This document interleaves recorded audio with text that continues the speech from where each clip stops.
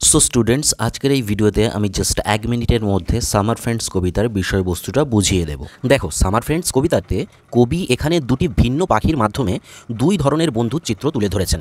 প্রথমেই তিনি যে পাখিটার কথা বলেছেন সেটা হলো সোয়ালো পাখি, যে কিনা গ্রীষ্মের পাখি।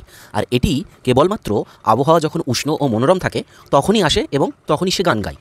কিন্তু যখন শীতকাল আসে তখনই সোয়ালো উড়ে চলে যায়, তখন আর সে থাকে না। তো এখানে সোয়ালো পাখির মধ্য দিয়ে কবি সেই সব বন্ধুদের কথা বলেছেন বা সেই সব বন্ধুদের প্রতীক হিসেবে তুলে ধরেছেন যারা কিনা কেবল সুখের সময়ে বা ভালো পরিস্থিতিতে পাশে থাকে, আর জীবনে যখন দুঃখ আসে, কষ্ট আসে, অর্থাৎ খারাপ সময়ে, তখন এই সমস্ত বন্ধুরা দূরে সরে যায়। অপরদিকে কবি এখানে শীতকালীন পাখি চড়ুইয়ের কথা বলেছেন, যে কিনা যখন বরফ পড়ে, চারিদিকে ঠান্ডা, প্রতিকূল পরিবেশ, তখন কি করে, সে কাছে চলে আসে। কবি চড়ুইকে এখানে সেই সব বন্ধুদের প্রতীক হিসেবে দেখিয়েছেন যারা জীবনে অনেক কঠিন সময়ে বা খারাপ সময়ে এসে পাশে দাঁড়ায় বা পাশে থাকে। অর্থাৎ সোয়ালো পাখি এবং চড়ুই পাখির মধ্য দিয়ে কবি এই কবিতাটিতে ভালো সময়ের বন্ধু ও খারাপ সময়ের বন্ধুর মধ্যে পার্থক্যটা তুলে ধরেছেন।